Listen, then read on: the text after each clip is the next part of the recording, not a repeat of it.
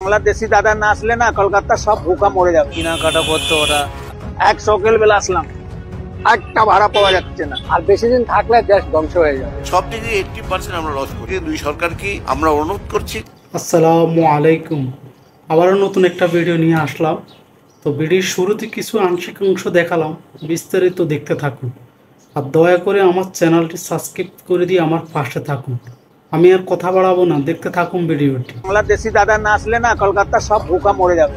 আমার মনে হয় স্তব্ধ হয়ে থাকাটা ঠিক না। একদম হচ্ছেই না, সারাদিন বসে বসে একদম জিনিস আমি সচ্চা বলছি দাদা, এক সকাল বেলা আসলাম, একটা ভাড়া পাওয়া যাচ্ছে না। তো কেনাকাটা করতো ওরা।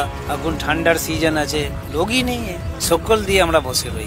বেশি দিন থাকবে না, আর বেশি দিন থাকলে দেশ ধ্বংস হয়ে যাবে। সব দিকে 80% আমরা লস করছি।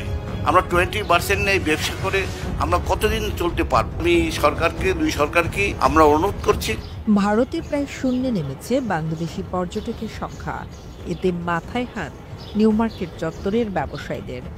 এখন তারা বলছেন বাংলাদেশিরা পর নয়, বরং তাদের ঘরের লোক।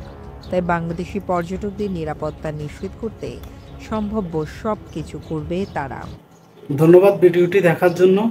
তো দয়া করে আমার চ্যানেলটি সাবস্ক্রাইব করে দিয়ে আমার পাশে থাকুন।